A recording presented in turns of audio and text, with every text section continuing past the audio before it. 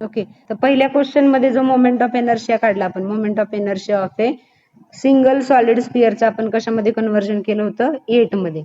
तर तुम्हाला ह्या छोट्याचं मोमेंट ऑफ इनर्शिया विचारलंय, ह्याचा तुम्हाला माहिती आहे 2/5 mr², तर ह्याचं तुम्ही काढू शकता 2/5 m dash r dash square किंवा स्मॉल r स्क्वेअर. तर m डॅश ची व्हॅल्यू येते m/8 आणि स्मॉल r ची व्हॅल्यू येते कॅपिटल R डिवायडेड बाय 2. त्या फॉर्म्युल्यात जर व्हॅल्यू टाकल्या तर तुम्हाला I divided by 32 is the answer. ठीक आहे, त्यानंतर बघा 394 नंबरचा question. Two uniform circular disc A and B of radii R and 4R, thickness x and x/4 respectively, rotates about their axis passing through the center and perpendicular to the plane. Then moment of inertia of a disc first is IA and second is IB. Then या दोघांच्या मधलं relation. आता तुम्हाला माहिती आहे moment of inertia हा थिकनेसला proportional असतो. कोणाला? थिकनेसला. पण या ठिकाणी तुमची रेडियस सेम नाहीये. ही रेडियस 4R आहे, ही R आहे. पहिल्याची थिकनेस x आहे, जास्त आहे, पण पहिल्याची रेडियस Rच आहे. तर मोमेंट ऑफ इनर्शिया हा R ला पण प्रपोर्शनल आहे आणि थिकनेसला पण प्रपोर्शनल आहे. तर कोणाचा मोमेंट ऑफ इनर्शिया जास्त येईल? तर ह्याच्यासाठी काय फॉर्म्युला आहे तुमच्याकडे? डिस्कचा. आपल्याला रेशोच काढूया ना आपण, IA/IB. मग डिस्कचा मोमेंट ऑफ इनर्शिया तुम्हाला माहिती काय असतं, mr²/2. तर 2 टू गेट कॅन्सल, कळतंय? 2 टू गेट कॅन्सल म्हणजे mr² येईल इथं. आता या ठिकाणी येणार MA आणि इथं RA. इकडं खाली mass of B and radius of B चं स्क्वेअर. पण मास आपण कसं डिस्ट्रीब्यूट करतोय, तर density into area into thickness. Mass कसं लिहायचं? Density into area into thickness. आता एरियामध्ये काय येतं? R² येतं आणि ऑलरेडी इथला R² आहे, सो R⁴ येईल. मग R⁴A चा आणि R⁴B चा, तर कोणासाठी? आता थिकनेस तर याची पहिल्या स्पिअरची TA आणि दुसऱ्याची RA⁴. कळतंय ना 4 का आलं?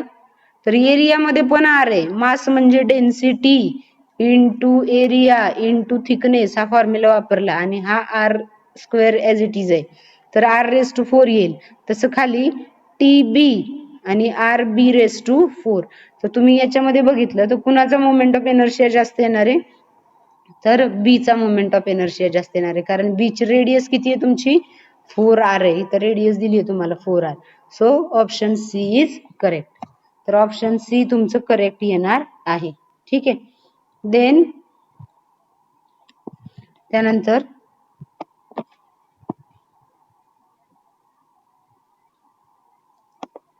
एक मिनिट.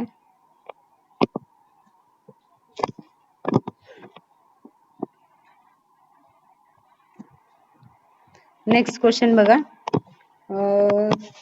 395 नंबरचा question. A small object of uniform density rolls up a curve surface with initial velocity v.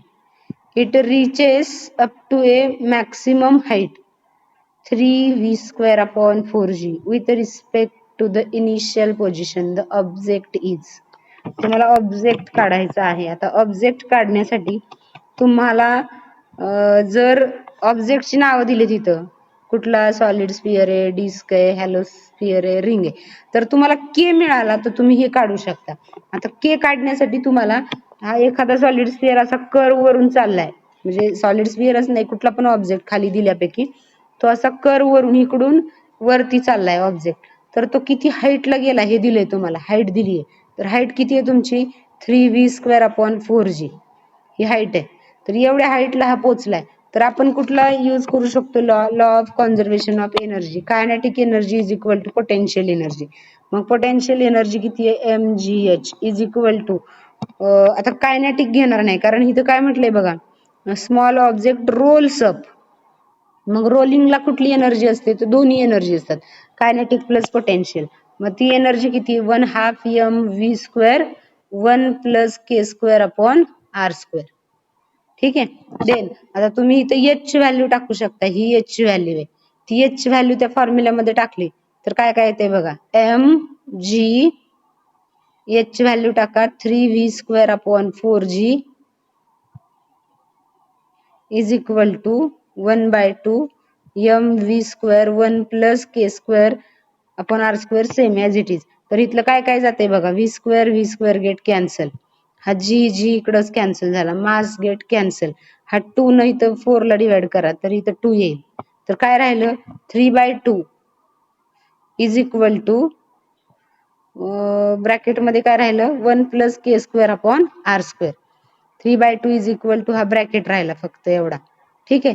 मग हा k² अपॉन r² पाहिजे असेल तर हा 1 काय करायचा डिवाइड, इकडे जो प्लस आहे हा इकडे मायनस घ्यायचा.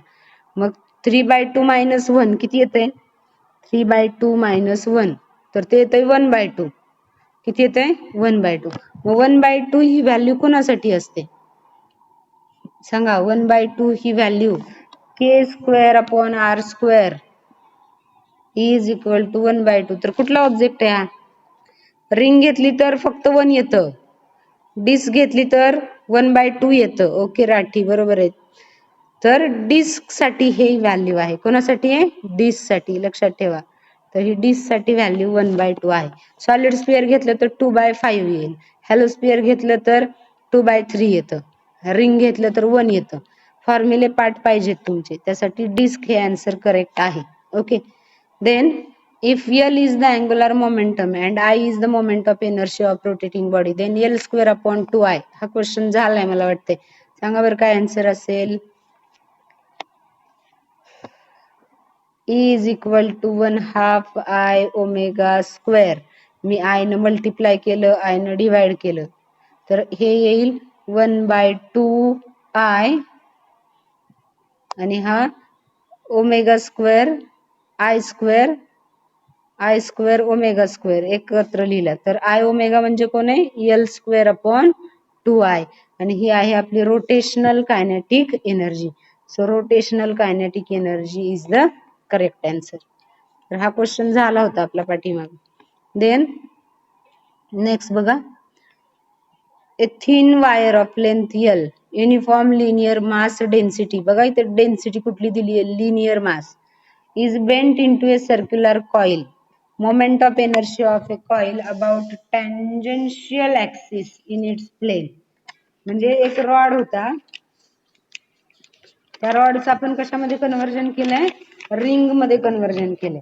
तर तुम्हाला रिंगचा काय विचारलाय टँजेन्शियल ऍक्सिस आणि इन इट्स प्लेन म्हटलंय. तर tangential axis in its plane म्हणजे हा ऍक्सिस, याचा मोमेंट ऑफ इनर्शिया तुम्हाला काढायचा.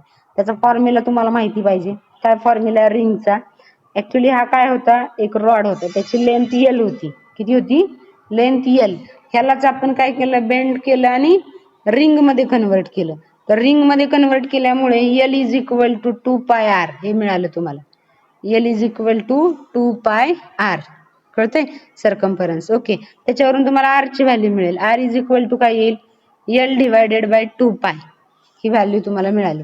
L ची व्हॅल्यू काय मिळाली, आर ची व्हॅल्यू काय मिळाली L डिवायडेड बाय 2π.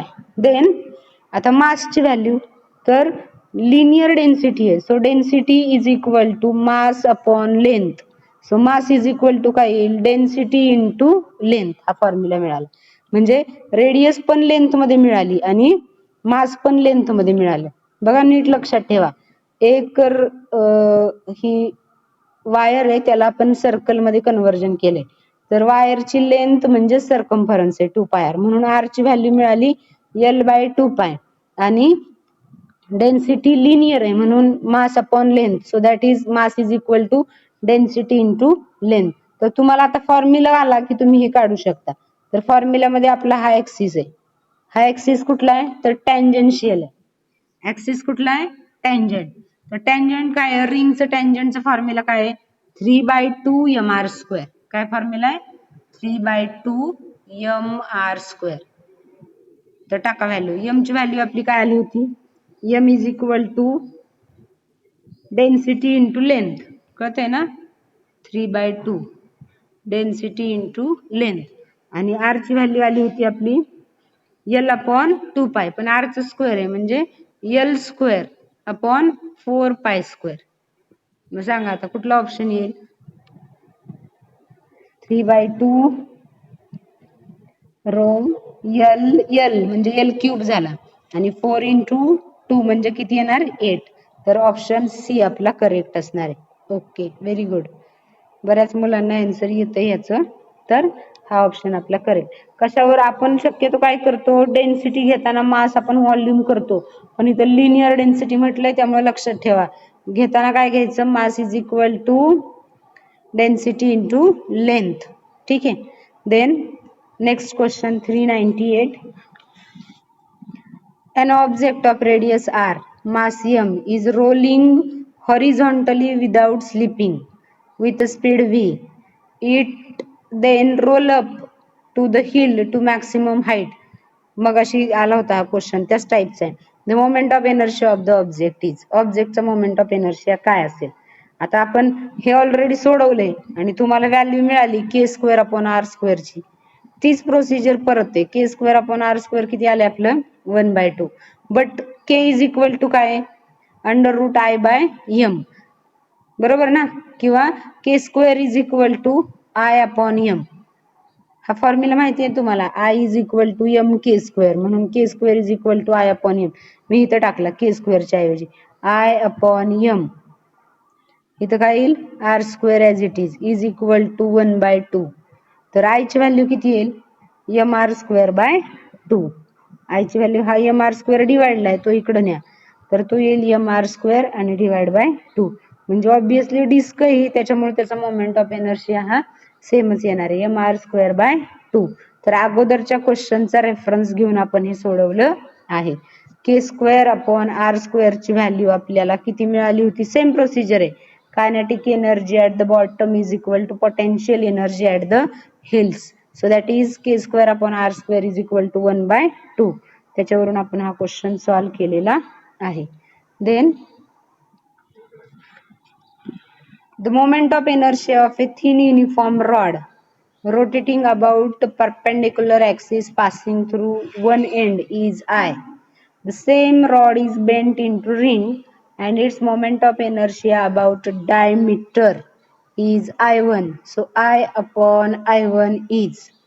आता तुम्हाला रिंग ह्याचा माहिती पाहिजे, हा मोमेंट ऑफ इनर्शिया कुठला, रॉडचा एका ऍक्सिस मधून जाणारा, तो किती आहे, ml²/3 हा आहे. आणि त्याचं कन्वर्जन तुम्ही कशात केलंय, रिंग मध्ये. आणि रिंगचा तुम्हाला विचारलाय, हा रिंगचा कुठला आहे, अबाउट डायमीटर. डायमीटरचा किती असतो रिंगचा, mr²/2. mr²/2. तर तुम्हाला इथं I पण मिळाला आणि I1 पण मिळाला, I1. मग आता तुम्ही रेशो काढू शकता, I/I1 इज इक्वल टू, ही मास कॅन्सल होईल, काय मिळालं, 2l²/r². आणि हा डिवाइडचा 3 इथला, हा 2/3l²/r². पण एल ची व्हॅल्यू आता ऑप्शन मध्ये एल दिलाच नाही, मग एल ची व्हॅल्यू ह्या रॉडचीच रिंग केली आहे, म्हणजे किती, L is equal to 2πr ही व्हॅल्यू आहे.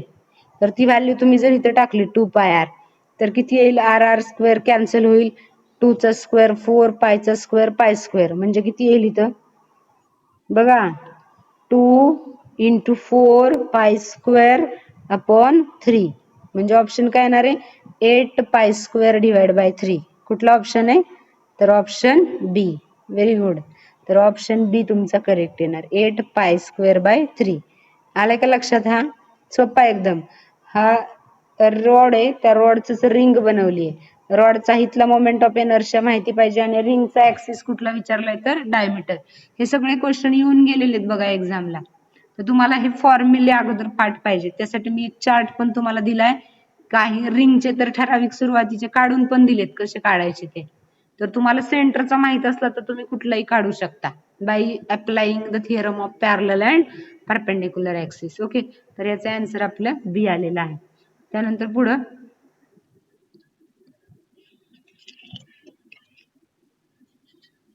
नेक्स्ट क्वेश्चन आहे, 3 identical sphere each of mass 1 kg are placed touching one another with their centers in a straight line. Their centers are marked as A, B, C. त्यांच्या सेंटर्सला आपण कसं marking केलंय तर A, B, C असं marking केलंय. तर तुम्हाला विचारलंय the distance of the centre of mass of system from A is. A पासूनच आपल्याला डिस्टन्स फाइंड करायचे, म्हणजे ए या पॉइंट पासून आपण डिस्टन्स फाइंड करणार आहे.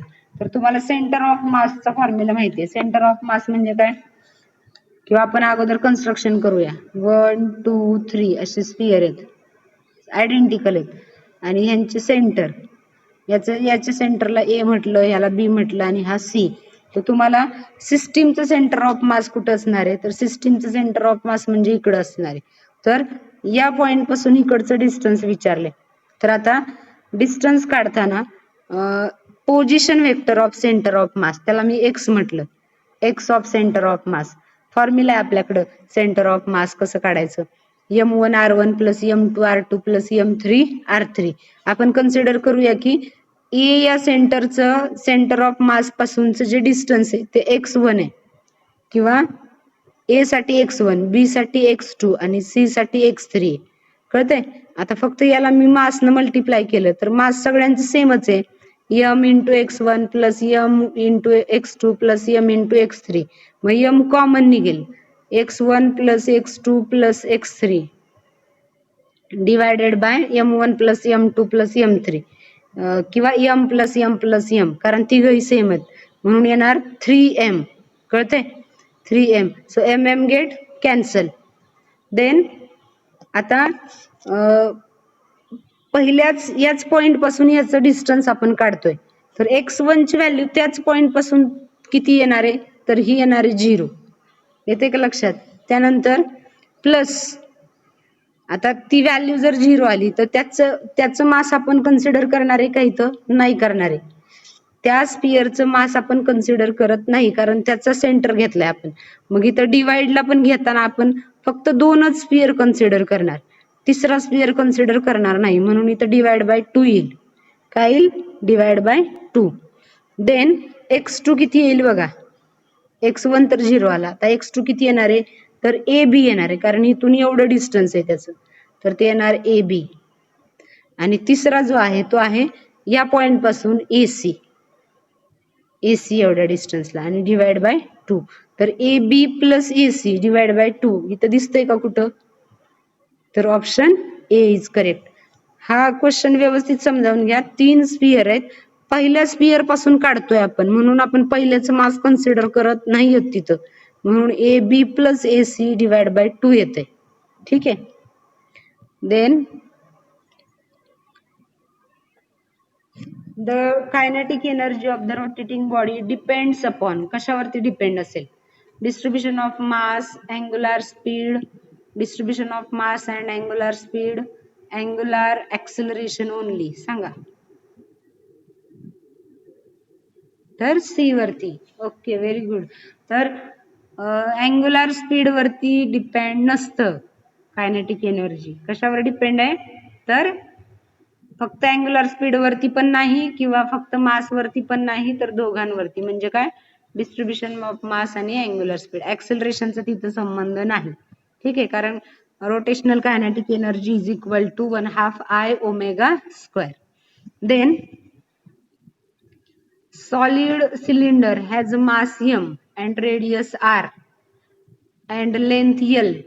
Its moment of inertia about an axis passing through center and perpendicular to its own axis is. आता मी हा ऑलरेडी तुम्हाला सांगितला होता, आता किती जणांच्या लक्षात राहिलाय काय माहित. तर सॉलिड सिलेंडर आहे हा. कसला आहे, सॉलिड सिलेंडर. तर त्याचा हा सेंटर मधून जाणार, तर हा दिसताना रॉड पण दिसतो आणि सेंटर मधून जातोय. तर सॉलिड सिलेंडर म्हणजे काय असतं, रिंग असतं का डिस्क असतं सांगा. सॉलिड सिलेंडर जर मी कट केला पीसेस मध्ये तर तो रिंग येतो का डिस्क येतो, तर तो येतो डिस्क. आणि डिस्क साठी हा जो ऍक्सिस आहे हा कुठला ऍक्सिस आहे तर हा डायमीटर आहे. डिस्क साठी तो काय आहे, डायमीटर. मग डिस्कचा डायमीटर तुम्हाला मोमेंट ऑफ इनर्शिया माहिती पाहिजे. डिस्कच्या डायमीटरचा moment of inertia m r square divided by 4. ठीक आहे. हा झाला डायमीटरचा. आणि ऑलरेडी रॉडचा तुम्हाला माहिती आहे, रॉडचा सेंटर मधून जाणारा किती असतो, ml²/12. सेंटर मधून जातोय म्हणजे ml²/12 प्लस mr²/4. बघा कुठं ऑप्शन आहे, mr²/4 प्लस हा रॉड जर कन्सिडर केला तर रॉडचा किती असतो, ml². रॉड साठी हा किती आहे, ml²/12. सो ऑप्शन डी बघा, या दोघांची एडिशन केली तर ऑप्शन डी आपला करेक्ट आहे. क्लिअर. तर या क्वेश्चन 402 चं क्वेश्चन आहे option D, very easy. Then next question, a cord is wound around a circumference of wheel of radius r. The axis of the wheel is horizontal and moment of inertia about it is I. The weight mg is attached to the end of the cord and falls from rest. After falling through a distance h, the angular velocity of the wheel will be. आपल्याला व्हीलची angular velocity काढायची आहे. तर तुम्हाला आता इथं cord दिली, cord म्हणजे wire थोडक्यात, is wound around a circumference of wheel. एका व्हील रेडियस आर असणार व्हील आहे, त्याला आपण ती वायर गुंडाळली. The axis of wheel is horizontal. Axis कसा ठेवलाय व्हीलचा, horizontal. And moment of inertia about it is I. तो किती मोमेंट ऑफ इनर्शिया, आय आहे. Then weight mg is attach to the end of the cord. त्या कॉर्डचा जो end आहे तो कोण आहे, वेट त्याला अटॅच केलंय आपण, किती आहे, mg एवढं वेट अटॅच केलंय एका बाजूला. Then fall from the rest. वरून ते पडताना कसं पडलंय, खाली वरती असताना त्याची व्हेलॉसिटी 0 आहे. रेस्ट वरून ते खाली पडले तर 0 व्हेलॉसिटीने स्टार्ट झाले. ते हाईट h एवढ्या हाईट वरून ते खाली पडले. तर angular velocity of the wheel will be. तुम्हाला अँग्युलर व्हेलॉसिटी काढायची आहे. तुम्ही लिनियर व्हेलॉसिटी जरी काढली तरी तुम्हाला अँग्युलर व्हेलॉसिटी काढता येईल, कारण v is equal to r omega असतं. ठीक आहे. तर तुम्हाला व्हेलॉसिटी काढण्यासाठी एक फॉर्म्युला आहे तुमच्याकडं, कुठला तर potential energy is equal to rolling kinetic energy. ह्या फॉर्म्युल्यानं पण आपण हे सोडवू शकतो आणि L is equal to L ह्या फॉर्म्युल्यानं पण सोडवू शकतो. तर potential energy is equal to rolling kinetic energy, यानं सोपं जाईल आपल्याला हे. तर बघा, potential energy mgh is equal to rolling kinetic energy 1/2 mv² in the bracket 1 + k² upon r². हा फॉर्म्युला आहे. तर ह्याच्यामध्ये काय काय कॅन्सल होते ते कॅन्सल करूया. तर तुम्हाला एक व्हॅल्यू मिळेल. ती व्हॅल्यू, सपोज आपल्याला मास लागणार आहे, कारण या फॉर्म्युल्यामध्ये सगळीकडे काय दिलंय, मास दिले. तर आपण मास कॅन्सल नको करायला. तर तुम्हाला व्हेलॉसिटीची व्हॅल्यू मिळेल v is equal to √2mgh divided by m into 1 + k² upon r². ही व्हॅल्यू मिळाली आपल्याला. कोणाची, v ची व्हॅल्यू. तर ही v ची व्हॅल्यू आहे. तर तुम्ही v च्या व्हॅल्यू वरून ओमेगा काढू शकता. v is equal to r omega. मग r इथं मल्टिप्लाय, इकडे जाऊन तो काय होईल, डिवाइड. तर डिवाइडचा r आपण ब्रॅकेट मध्ये घेणार आहे आतमध्ये, कळते. मग डिवाइडचा r जर ब्रॅकेट मध्ये घ्यायचा असेल तर त्याला स्क्वेअर करून घ्यावं लागेल. मग स्क्वेअर करून घेताना काय येईल, वरचा जो न्यूमरेटर आहे तो सेमच येईल, 2mgh डिवायडेड बाय r² करून आतमध्ये घेतोय आपण, म्हणजे काय येईल बघा.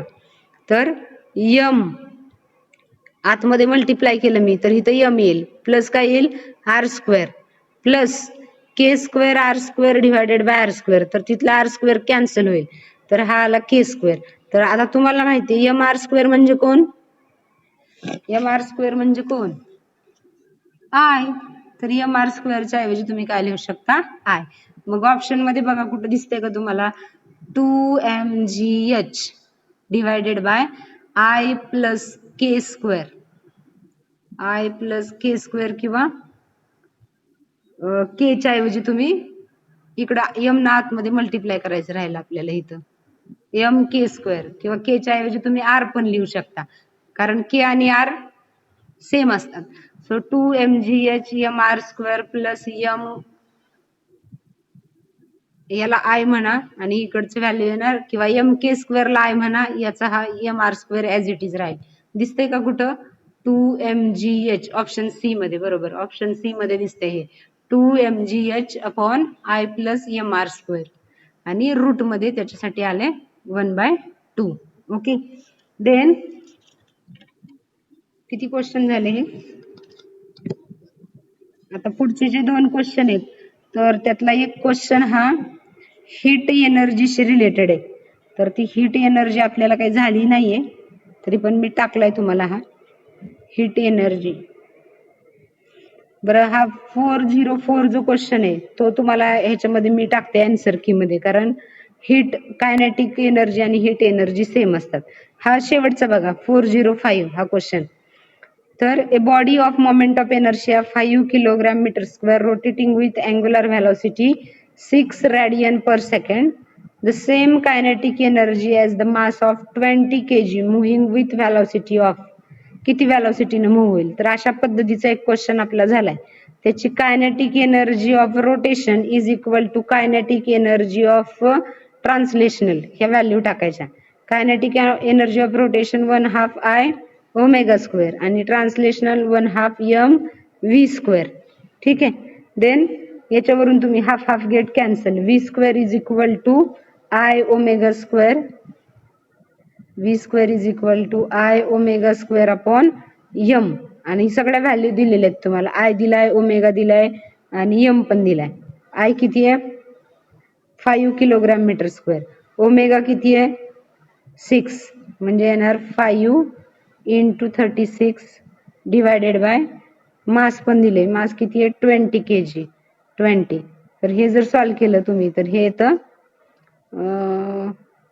3 मीटर पर सेकंड. किती येते हे?